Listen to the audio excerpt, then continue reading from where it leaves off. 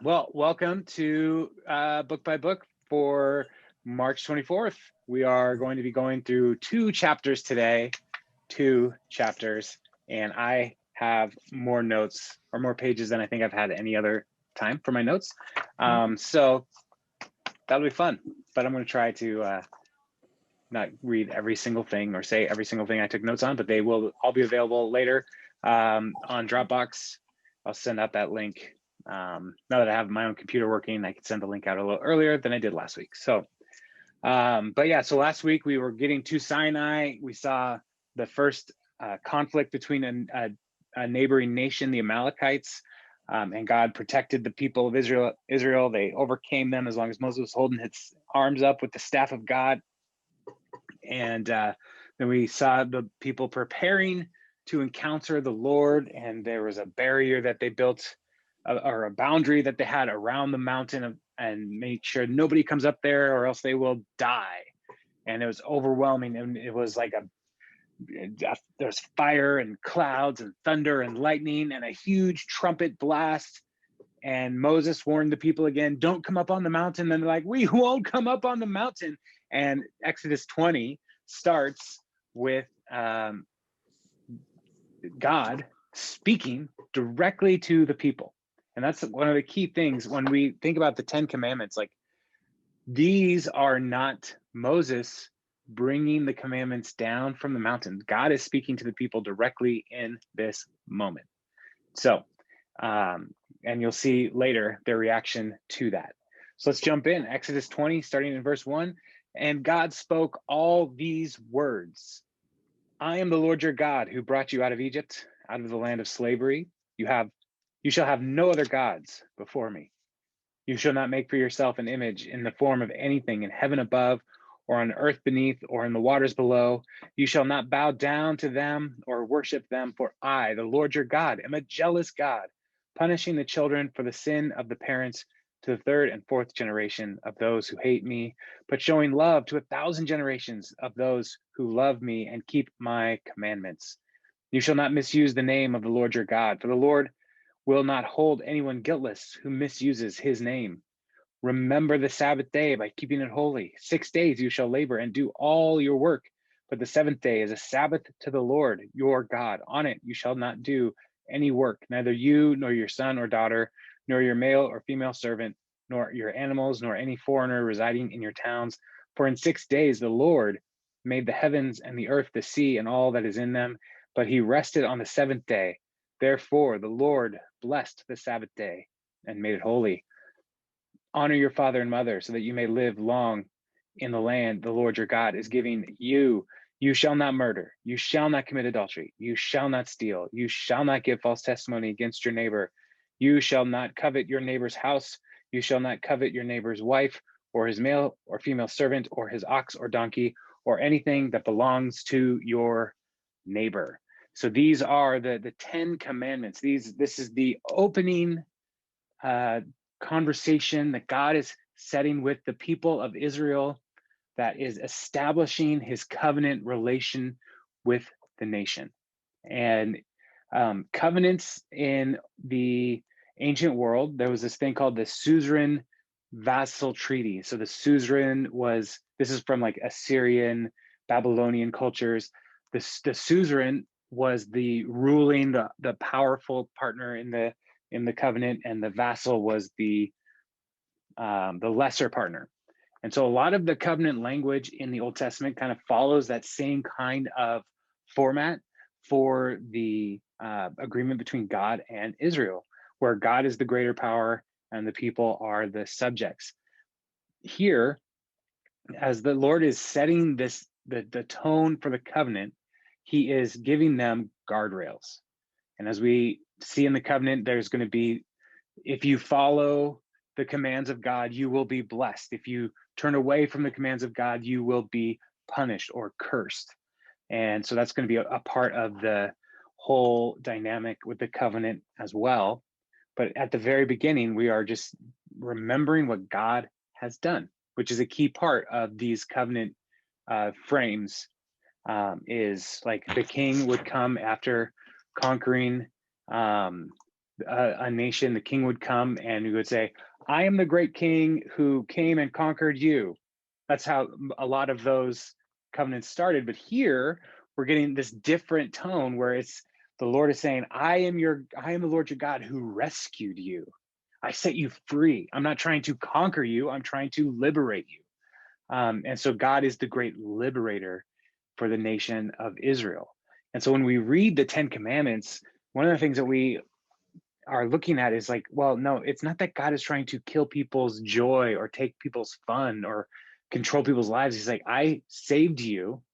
And now the rest of these laws, the intention is to keep you saved, to keep you out of trouble. And so the Ten Commandments are also called the 10 words.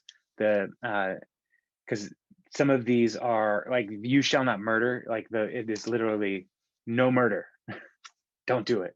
That's it. And so in the Hebrew, they do come across as just single words. And there's some different variations on where the Ten Commandments actually are. So like in the Hebrew tradition, the first commandment is, I am the Lord your God who brought you out of Egypt, out of the land of slavery. You shall have no other gods before me. And then in the Protestant tradition and the Catholic tradition, usually the Ten Commandments start with, you shall have no other God before me. And so there's some variation in how people do the counting, but still we hold this as the primary way that God began the covenant relationship with the people. And the theme throughout Exodus so far is how the Lord liberates his people from slavery. And so here again, we have this key truth that God did this saving work. I am the Lord your God who brought you out of slavery in Egypt.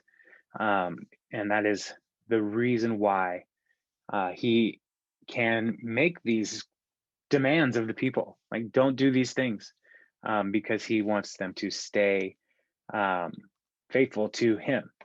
And the one of the parts of this relationship with the people is this their covenant faithfulness. There is they're called to be loyal to the Lord, to be Hesed. And so if you have heard of like Hasidic Jews, they are like very Orthodox Jewish people today, usually wearing like all black, and they grow out the corners of their beards, and they're a very intense followers of the laws of the Old Testament, or the Hebrew scriptures, as they would say. That the Hasidic is, they're saying like, we are trying to be faithfully loyal to the commands and the covenant of the Lord. And so because God has rescued us, we are called to be loyal. And that's one of the key things about faith is, and even as we move into the New Testament, like James says, faith without works is dead. And so, yes, we do believe that God saves us and rescues us from the power of sin and death. But faith that is just a mental assent that's not actual faith. Like faith needs to be acted out. And so when we talk about faithfulness, we're talking about loyal obedience to the Lord. And so our faith is like, just like the people of Israel, they were rescued by God, and now they have this covenant with the Lord.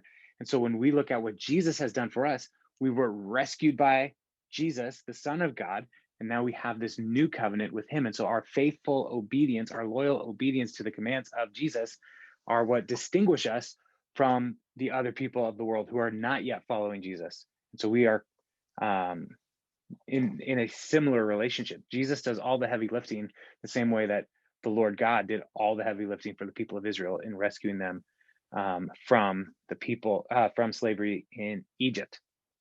So let's talk a little bit about the 10 Commandments, because they are there's some very interesting and important things here. So when we talk about the first commandment, you shall have no other gods before me.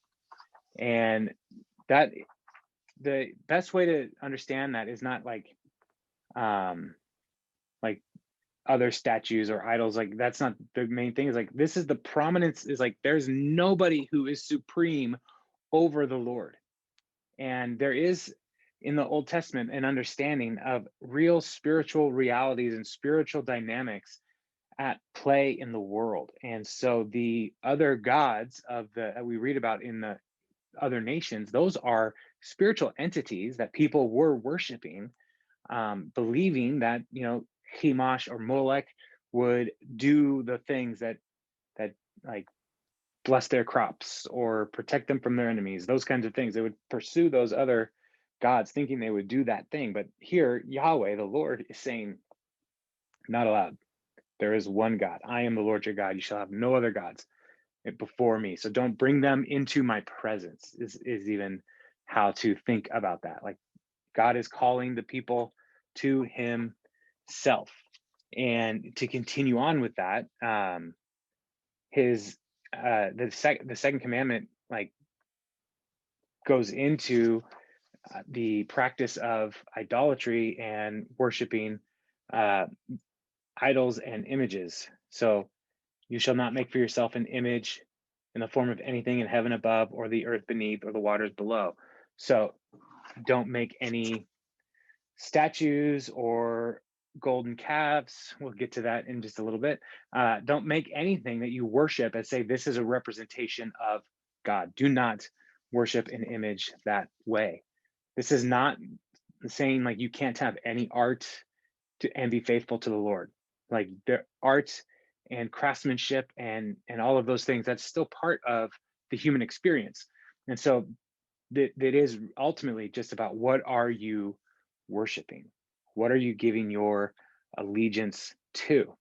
And so don't have any other gods. Don't make a statue trying to represent the Lord, because there's nothing that can ultimately represent God. And on the flip side of that, remember all the way back in Genesis, we are made in the image of God. We are made to represent God to the world. And so idolatry, like building these idols, part of the temptation is like, here's a God that I can see, that I can worship, but it's minimizing that what God wants for us. He's like, no, you don't need a statue representing me because you represent me. So go and be my imagers, go and take my work out into the world, and go represent the Lord. One of the key things that we have to remember throughout the Bible is the people are called to represent God. And when he says that I am a jealous God, it is not that the Lord is like, oh, I wish I could hang out with them. It's more that he is passionately uh, protective of his people. And so he does not want his people veering off away. And so he's more zealous that his people stay loyal and faithful to him, because he's not like lonely. He's not envious of us hanging out without, like, no, you don't want to go down that road because that's the bad road. And so he's going to pull, like, call his people back, to keep drawing them back into covenant faithfulness, because he loves his people so much and they are his special possession, is how he's going to talk about them throughout the Hebrew scriptures. You are my special possession. And when he talks, if you veer off, like that path of idolatry and worshiping other gods, that's something that is taught in the home. And when he says, like, I will punish the sins of the fathers on the third and fourth generation, it's not that they, like, your grandpa did this and so you're still dealing with this. It's like, it's more that your grandpa is doing this and he passes that on to your dad, and your dad passes it on to you, and that's why you keep going in these cycles of vengeance. But as soon as the people repent, there's an opportunity to come back into covenant faithfulness and to be restored. And the faithfulness of the Lord is to uh, he will show love to 1,000 generations of those who love me and keep my commandments. And so there's greater blessing in following God than trying to pursue your own path. So that's one of the key elements here, is not that God is like just saying, well, this generation messed up, and so they're toast for the next few generations. But to say like it's going to keep passing on if you keep going down this road, but it doesn't have to go down that road.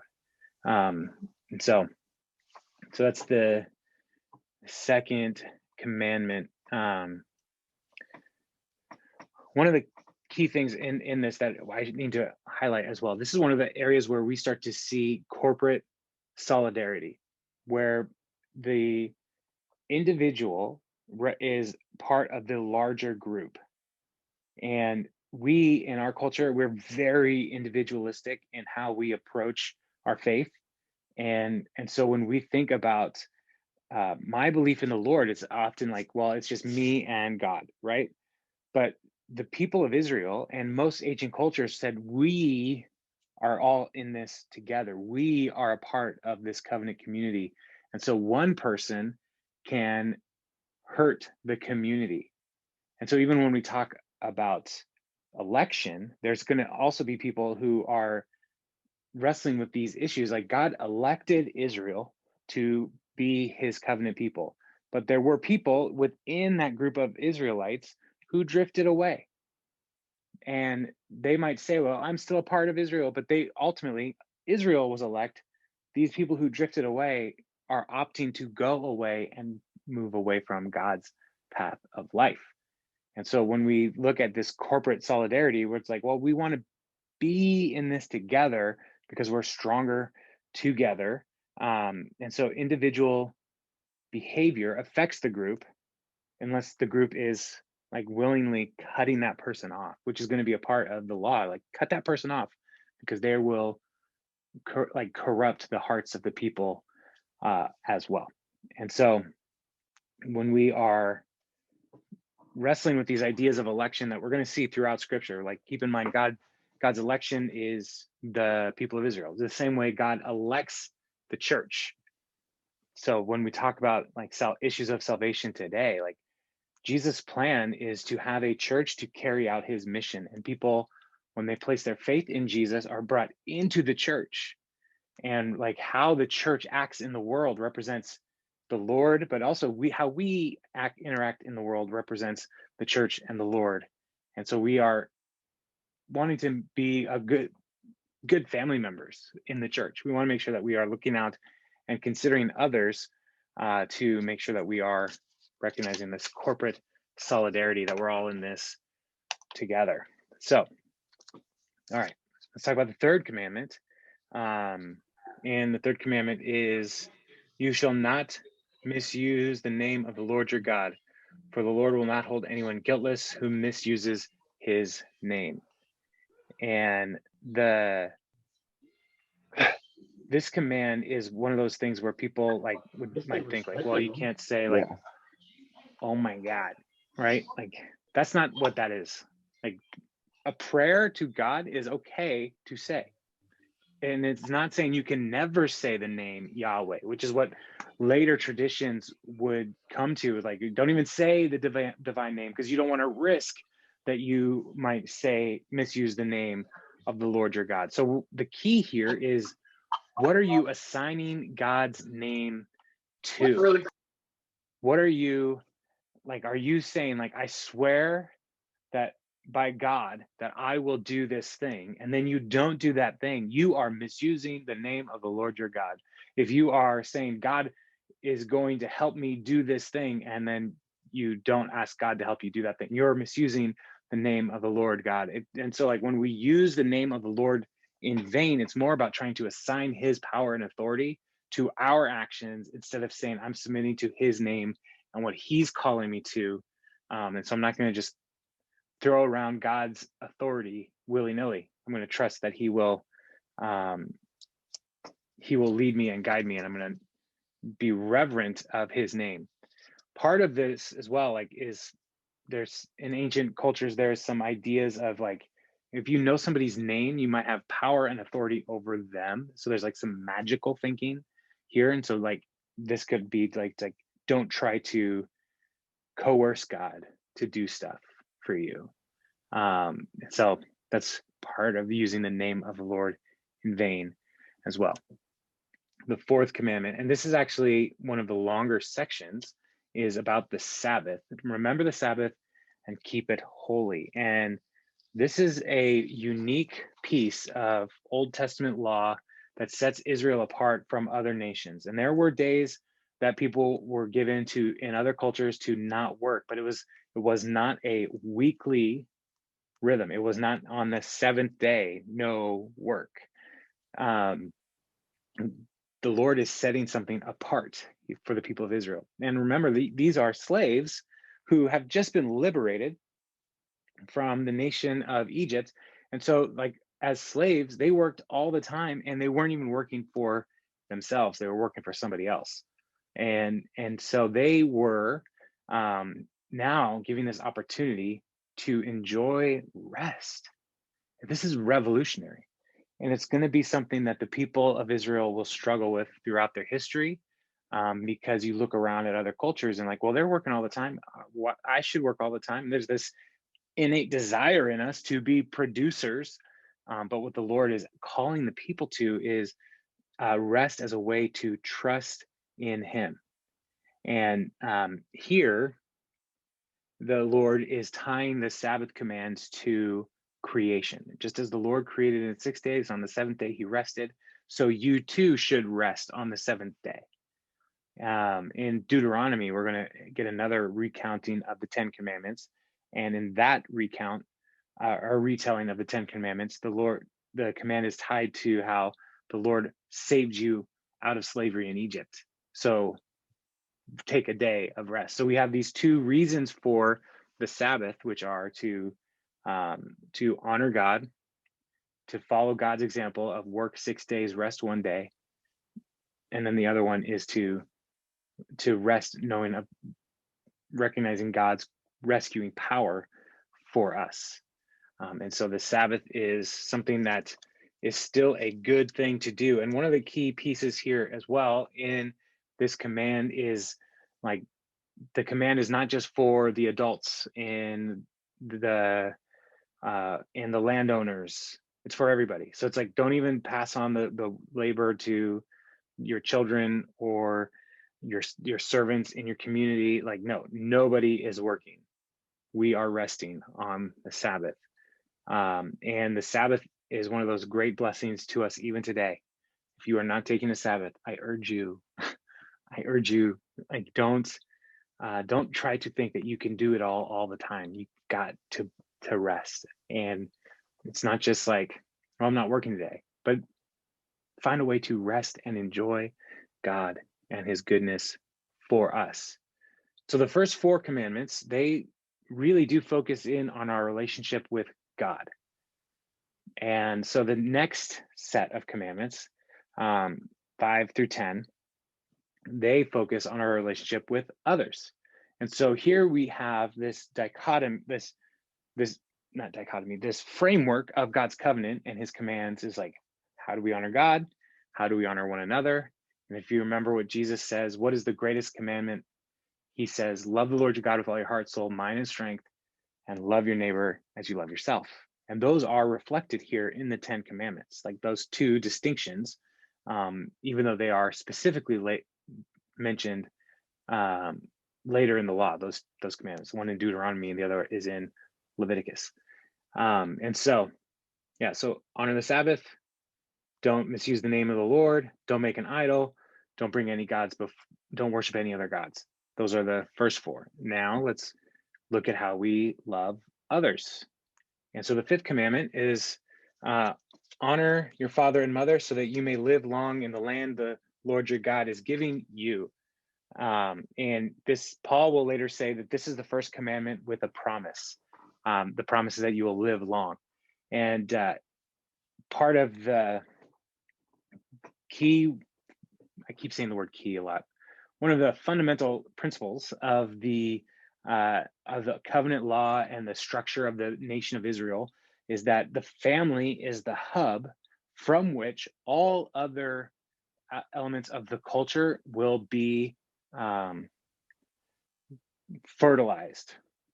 Like, if you are teaching your kids how to honor God at home, then the principle for the rest of the laws will like work their way out into the rest of the community if the home's healthy. And so when it comes to honor your father and mother so that you may live long in the land the Lord your God is giving you, it's saying like I am going to listen to what my parents are telling me, and I'm going to re- respond and obey and do the things they say. But also honoring is caring for your older relatives, your parents and grandparents, because like you are essentially investing in them with the hope that your own kids would see that you cared for your parents, their grandparents, and they will do likewise. That you will continue to foster these healthy relationships that will help sustain the society. And so like living long in the land is really about like caring for one another and making sure that we are looking out for our older relatives in a way that will support life. Um, and so, parent caring for parents is something that is not unique to the people of Israel, but it is, you know, God believed it was important enough to keep it in this verse 10 of the whole commandment. So commandment number 6 is you shall not murder, and it's in the Hebrew is like no murder, don't kill people. And murder, we'll get in a little bit later, but there's going to be several times in the law where there are commandments around how to, like if somebody has a premeditated murder or if it's an accidental death, like what do we do? How do we ensure justice? How do we limit vengeance? Like these are all in the law, but here it's just like life is important. Life is a gift from God. Don't kill people. Do not commit murder. And one of the reasons why is because that person is an image bearer of God. So here, as we are looking at the difference between like murder and self-defense, like those are different things, and there's going to be laws about that as we look at throughout. Like, there's an accidental death, there is self-defense, there's warfare, and those are all different. Murder is when it's like coming from your heart, you willfully kill somebody. Don't do that, is what the Lord is getting at there. Commandment number 7. All right, cool. Commandment number 7, you shall not commit adultery. And one of the interesting things here is, the Bible has some very clear instruction on human sexuality. And so we'll go into all of those different things as they come up over the next several weeks and months as we're in the books of the law. Adultery specifically is in the Hebrew understanding is when a man sleeps with a married woman.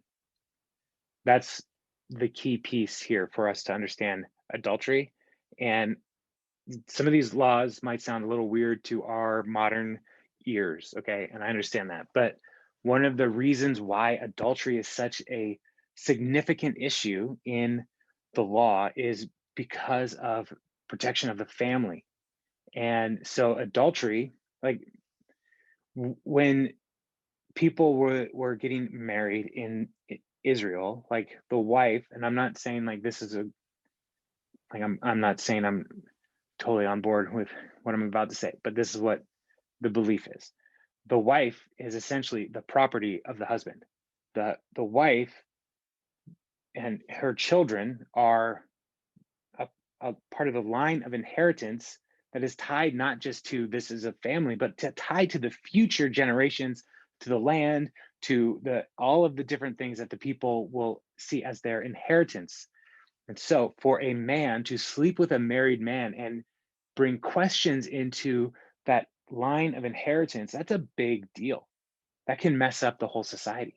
And so, like, fundamentally, do not sleep with a married woman is like what this law is saying. Do not commit adultery. There's going to be all kinds of other commands about human sexuality, fornication, sex cult worship kinds of stuff that are happening in the nations around, and God will speak to those things in the law, but here it is specifically saying, again, protect the family, protect the lines of inheritance, protect this nucleus from which the rest of society can flourish, protect it.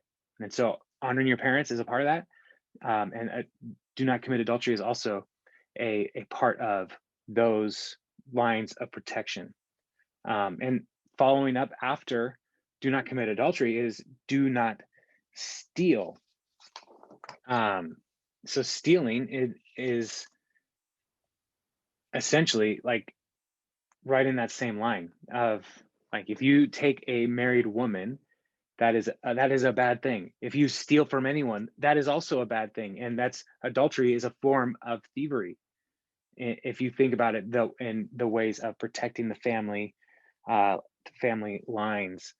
And so when we think about stealing, anything that is not yours, you should not take. Do not steal, because the society works when we are able to trust that people are not out to just take things for themselves, but to say, like, that's yours, and I recognize your authority over those things. I'm not going to take them from you. So do not steal. Number 9, do not bear false witness.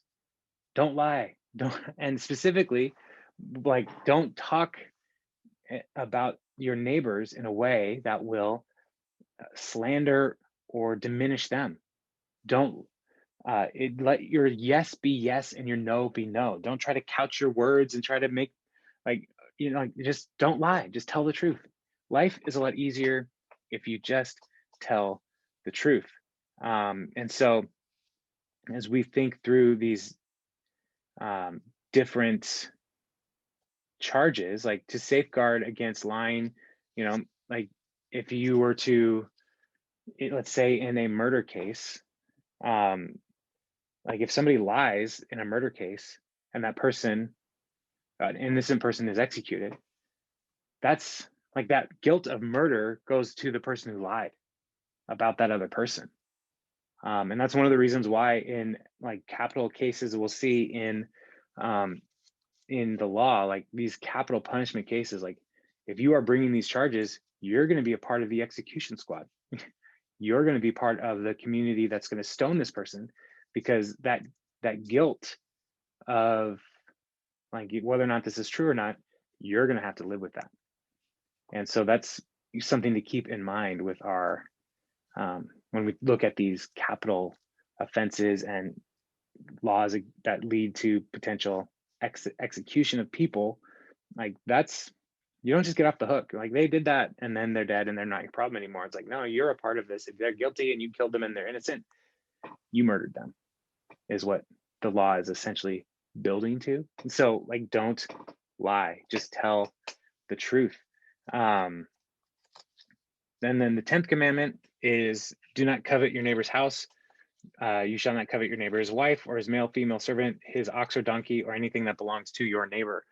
And if you think about all of the different things that we just saw, like from murder, adultery, steal, false testimony, how many of those things are things that you can see that happen, but coveting is something that's coming from your heart.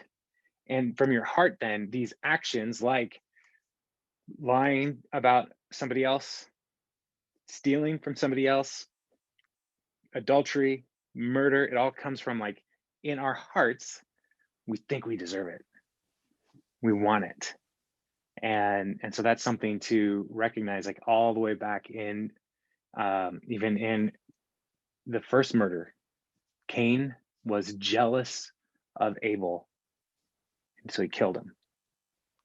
And so looking at all of the laws, like it all ties down, these all really tie down to our hearts are broken, our hearts are corrupted, and sin works its way out of our heart. And when we covet and we desire something that is not ours, we are working against the will of God to try to do things that are our own way with our own authority. So that's the 10 words. This is God speaking directly to the people. They hear these 10 commandments. And how do they respond? Verse 18, when the people saw the thunder and lightning and heard the trumpet and saw the mountain in smoke, they trembled with fear. They stayed at a distance and said to Moses, speak to us yourself and we will listen, but do not have God speak to us or we will die. Moses said to the people, do not be afraid. God has come to test you so that you will fear, the fear of God will be with you and keep you from sinning. The people remained at a distance while Moses approached the thick darkness where God was. So here, the people overwhelmed with the presence of God, with the voice of God, and he's giving them these commands direct to them. And they're like, Moses, you got to talk to him on your own, man. Don't come. We cannot handle this. This is too much.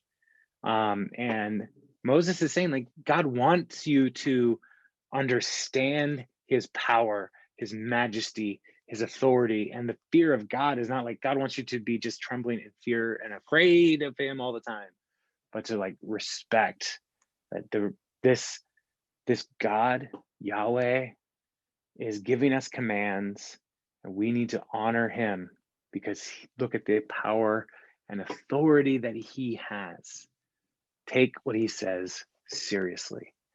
And so while they are afraid of dying, Moses is willing to continue to intercede on their behalf. And so he continues to climb up the mountain. And here we start to see a distinction between Moses and the people. And whether or not this was always God's intention, there's some debate about that. Like, did God always want to be able to speak directly to the people, or was this a moment of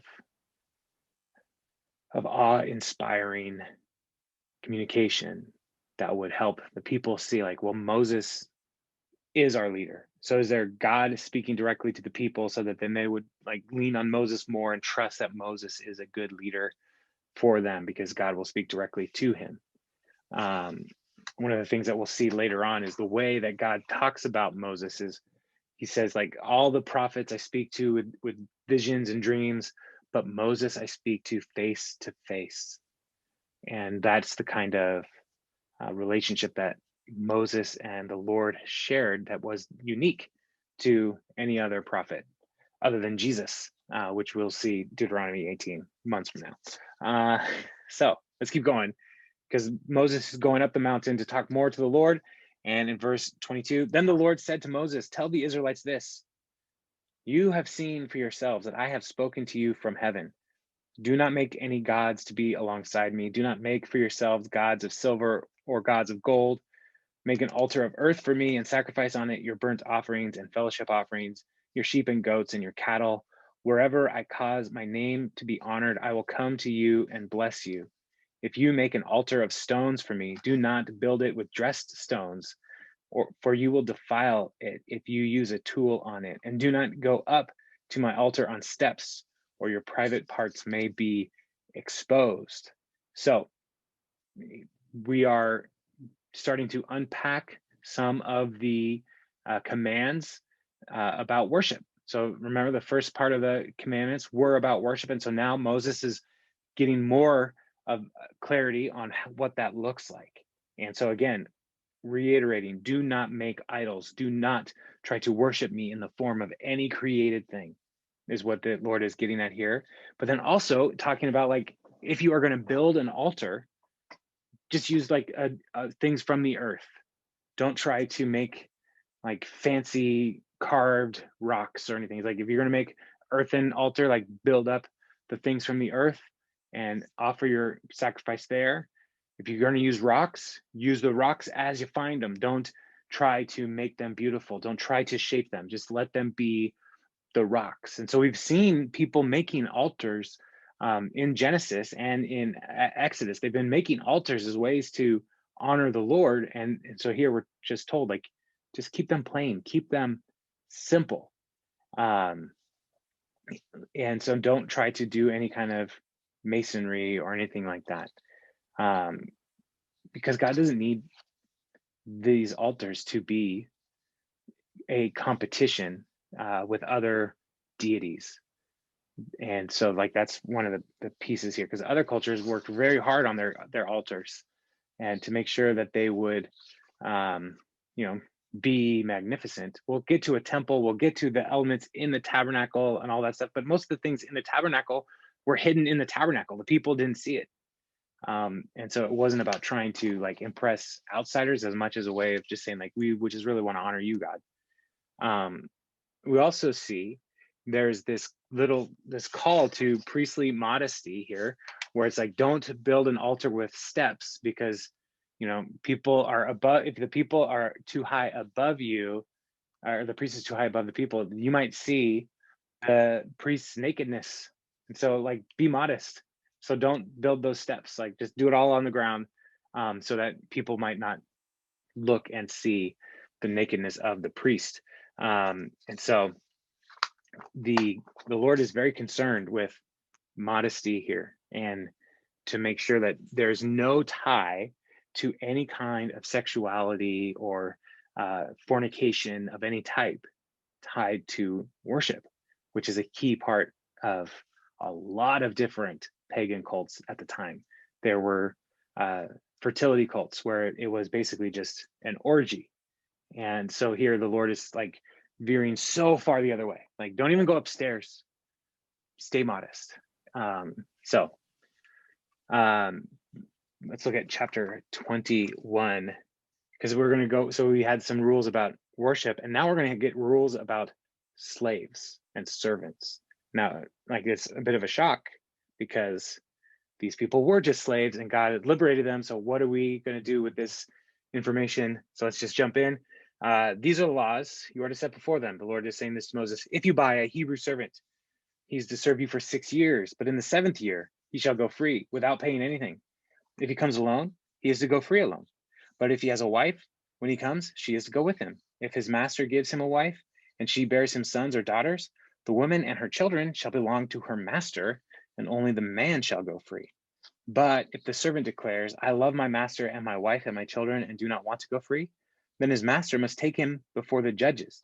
He shall take him to the door of the doorpost and pierce his ear with an awl. Then he will be his servant for life.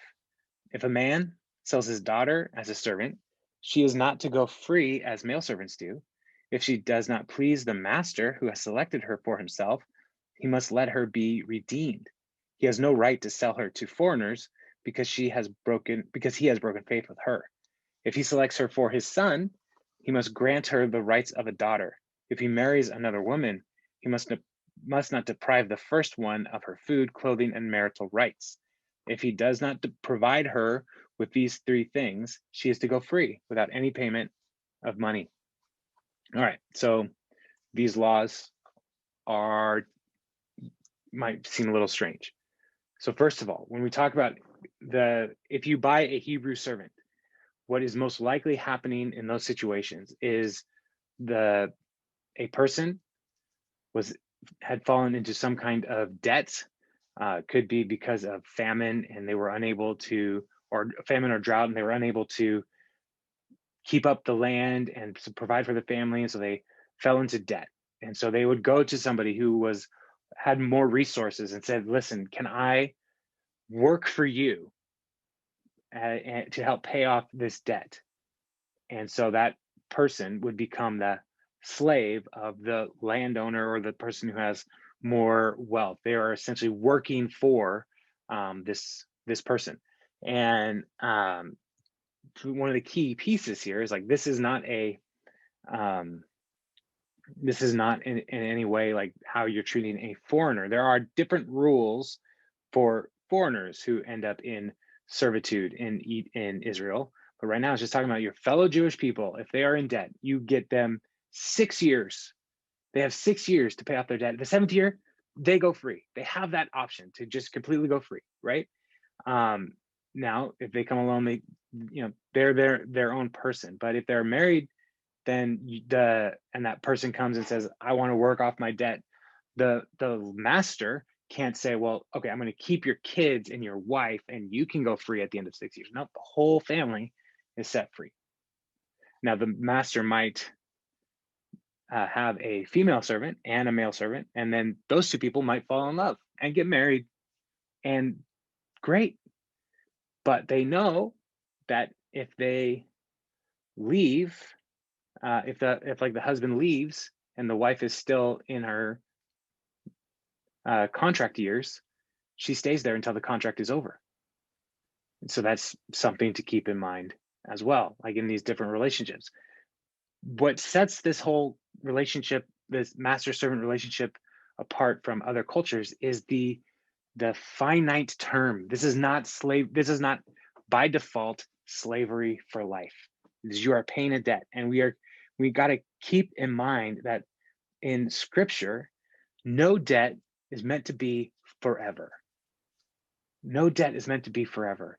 And so here, even in slavery, it's like you have a limited time to work off your debt. So there's great grace here.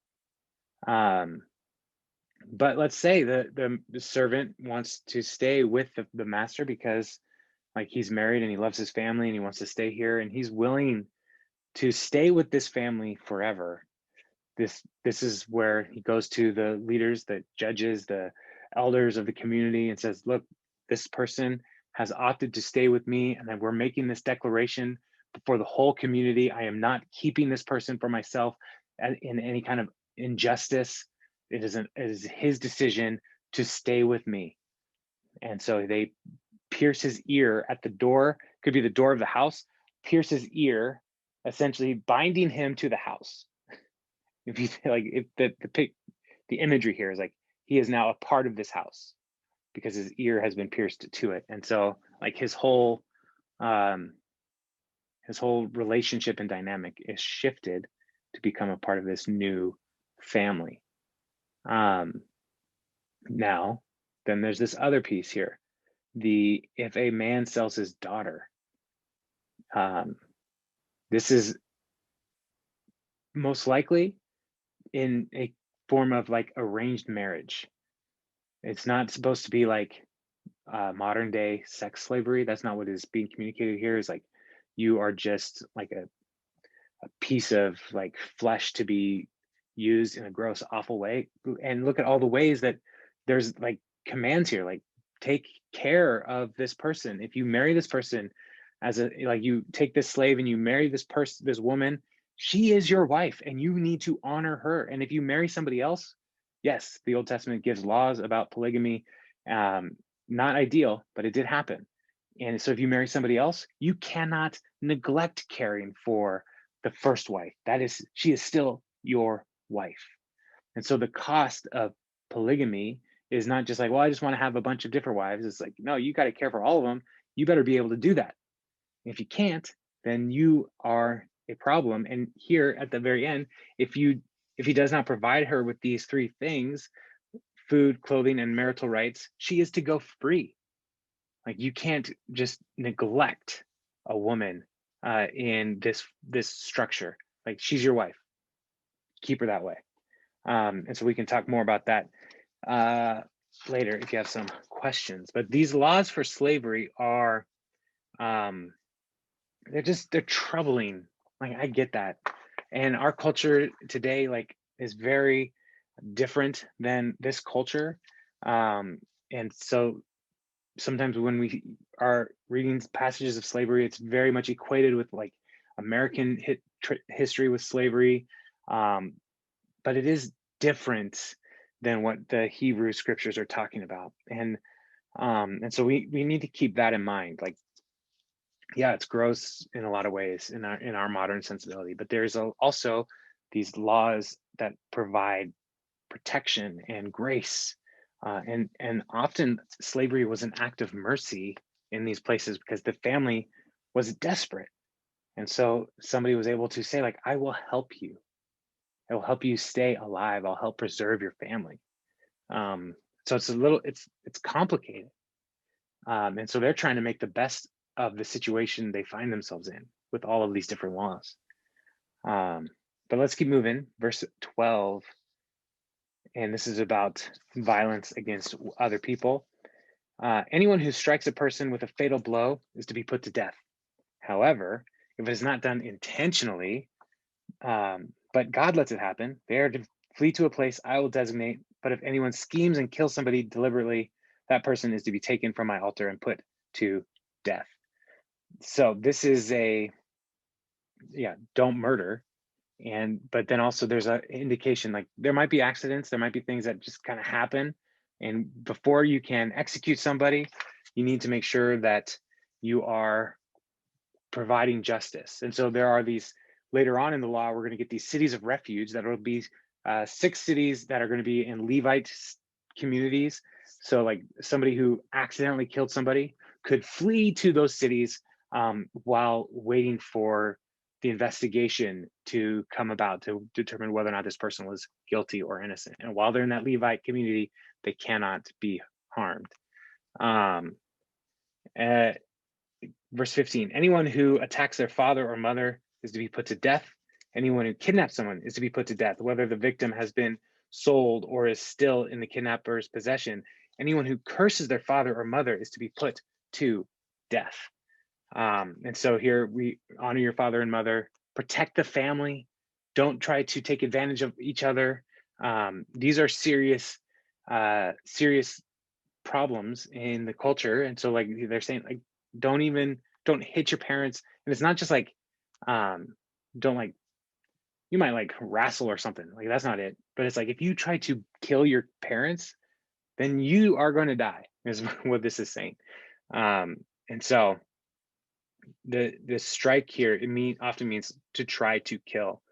And so kidnapping is, again, stealing somebody, taking them out of the family possession, and it is a capital offense.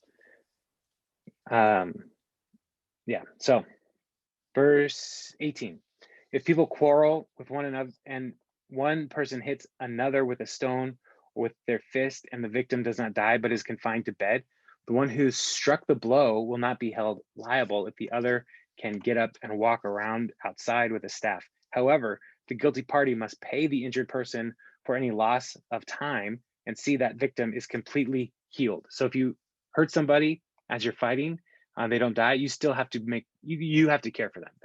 That's your fault. And note that they don't get into like who started the fight or anything like that. No, it's like you take care of them. And it's not about like damages, like emotional damages, like many litigious cases in our days. It's like, no, it's like just be a good member of society and take care of this person because they are your brother or sister in the community. They are your family. Like Israel is a big, huge family of people, and it's like care for one another. So if you can't handle pain for somebody as they're recovering from an injury you gave them, then don't fight with them. Don't even get into that. Anyone who beats their male or female slave with a rod must be punished if the slave dies as a direct result, but they are not to be punished if the slave recovers after a day or two, since the slave is their property. So even slaves are elevated to a place of saying, like, if you kill a slave, they're still a person. That's still a capital offense.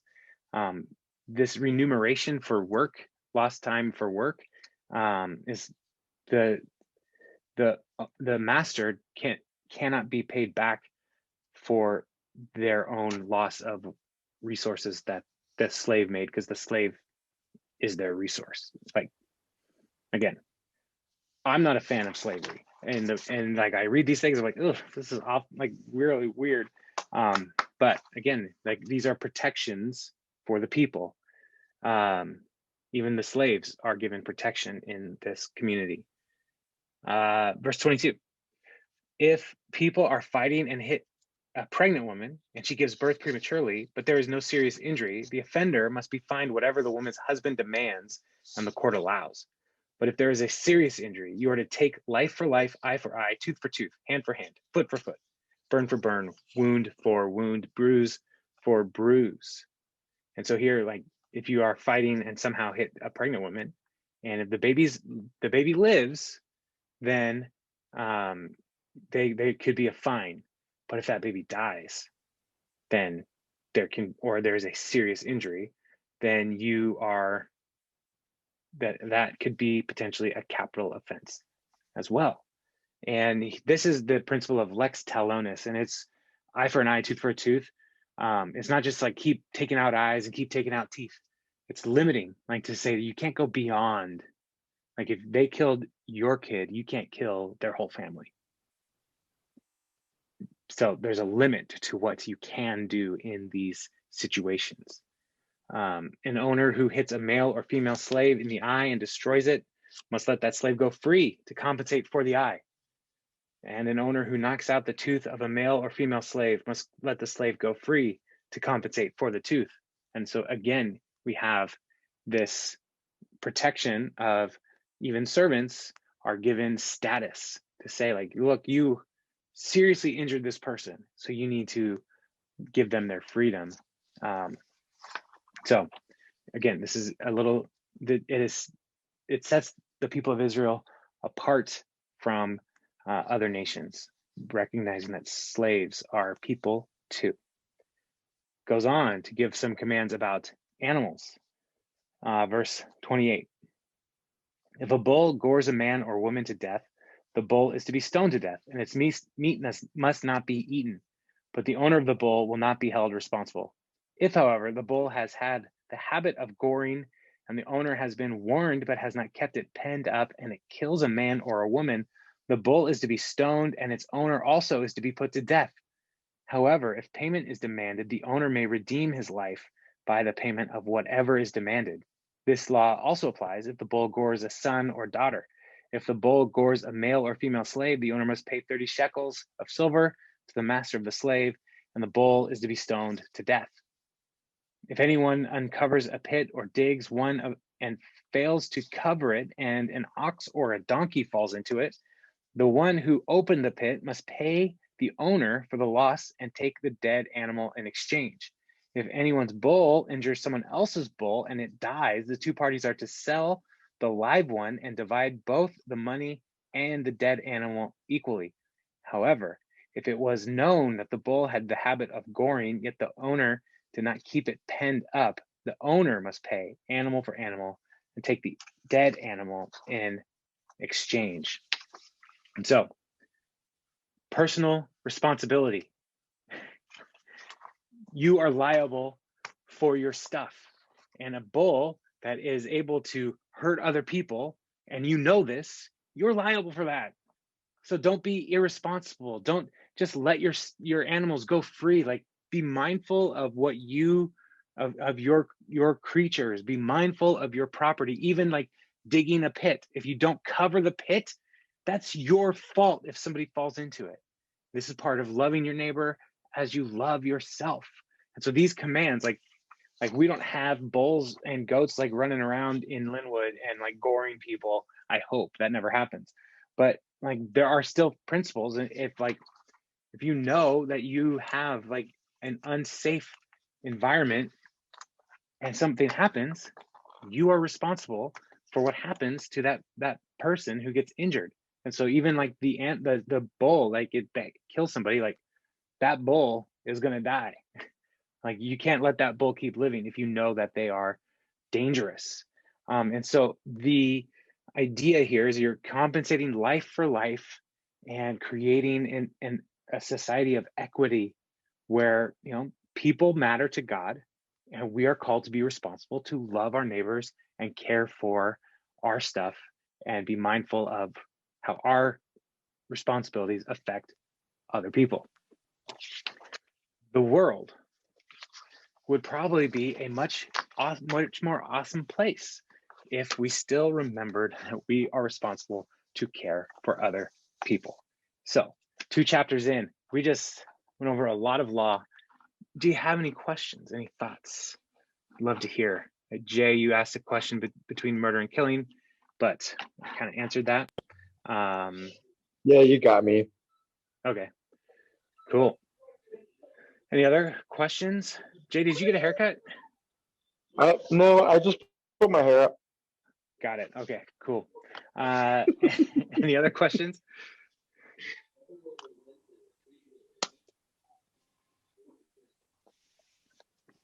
Mm-mm. When it comes down to the Sabbath, what is really is there Is there? I guess there's a thin line between work and not work or no work. Yeah. So I mean, if I cut my lawn on the Sabbath, is that really work? here's where I make the distinction, Tony, because for the people of Israel, their work kept them alive. Like they didn't have like an office job, right? So office job work is, you're producing a thing, but then you're like, you mow your lawn, that's not keeping you alive, Right. right? That's what I was thinking. Yeah. So like that's where we kind of have to like try to figure out like what is the principle here? Like if the principle is like don't try to produce anything that will like make profit for you, that's a clear line. Like that's yeah, okay. All right. I'm not going to check my email on Saturday. Right? Or if I said someone is gonna cut my lawn and they said they're gonna come when it's my Sabbath, then I should say no, because that would be work. Right. See, that's where it gets that's where the trickle down here is happening, because like if you are taking the Sabbath day principle seriously, then you will want other people to also Sabbath. And so like you want to like if the work day or the work week in our society is Monday through Friday, and like we should try to protect that principle for other people, or to ensure like, hey, if you're working on Saturday, do you have a day off in any other week? Because I don't want to keep you from having a day off. Like that's a part of this as well. So like my Uncle Jim, he works in a warehouse. He's like a forklift driver for a warehouse. He works Monday through Friday. And then he comes to my neighborhood and he mows like the old ladies in my yard. Like this is his side gig. And he mows lawns like all weekend. And I'm like, I'm concerned for him for a lot of reasons, but it's like, dude, you need to rest. When are you going to rest? And, for some people that does, like, he's not a follower of Jesus. So he's like, none of this like really matters to him, but it matters to me when I see people working like that. So like, I am not going to have him mow my lawn, partly because I can have my kids mow my lawn for free. But like, I'm not going to make him mow my lawn because I'm not going to contribute to that kind of systemic Sabbath breaking as best I can. Does that make sense? So, but yeah, the difference for us personally is like, am I producing to stay alive, or am I doing something that is like recreational? Like, because mowing my lawn, like I love good straight lines in the yard. And that is something that just brings me joy. So it is a recreational thing for me most of the time. So Jason, two questions. One is, can your kids mow my yard for free? And no, okay. just wondering. Second question is, what if your uncle finds that restful to do that? Well, but he's also getting paid. Like he is doing this to make money. So fair like point. Someday in the week, we have to set aside the pursuit of generating wealth.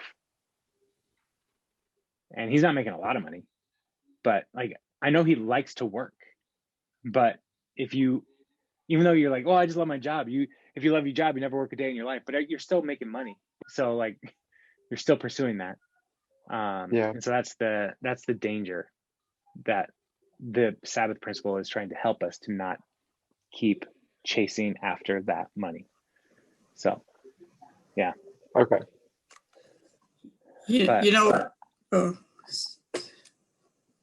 Sandy?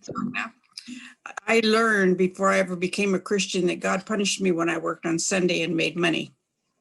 So before I was ever a Christian, I can remember telling my neighbor, God punishes me. I cannot work on Sundays anymore.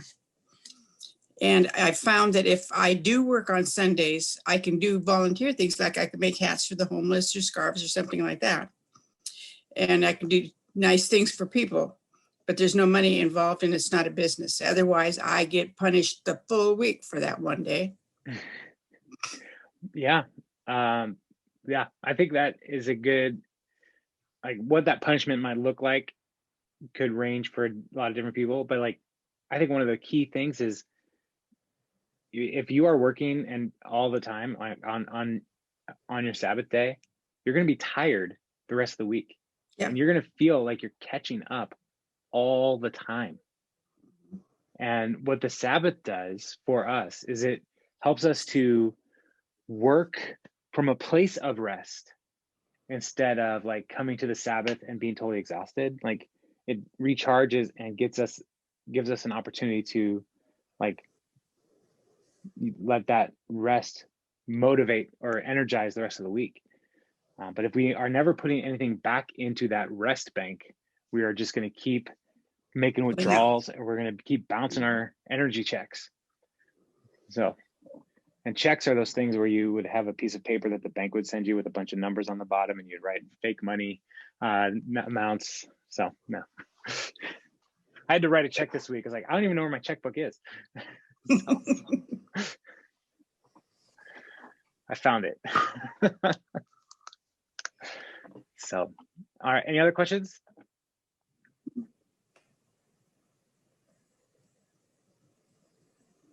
Cool. Well, guys, next week, my goal is to have a little bit more that we cover. But when we get into these law sections, it gets a little difficult to know where to make a good break for a section. So next week, I'm planning on going through Exodus 22 through 24. But yeah, so we're gonna get into some stuff that's gonna seem kind of boring. I'm just gonna give you a heads up. Like, we're gonna talk about the tabernacle twice, because the way that Exodus is structured is like God gives instructions for the tabernacle, and then while Moses is getting those instructions for the tabernacle, the people are down at the bottom of the mountain and they're making the golden calf.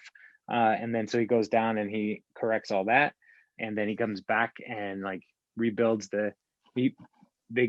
rewrites the stuff, and then they actually build the tabernacle just as the Lord commanded them. And so like there's going to be some stuff, just heads up. You're going to learn a lot about the tabernacle twice. No problem. So it'll be fun. All right. Y'all have a good week. Yeah, it's twice as important. That's why. You're right, Jay. The tabernacle is very important. So, all right. I'll talk to y'all later.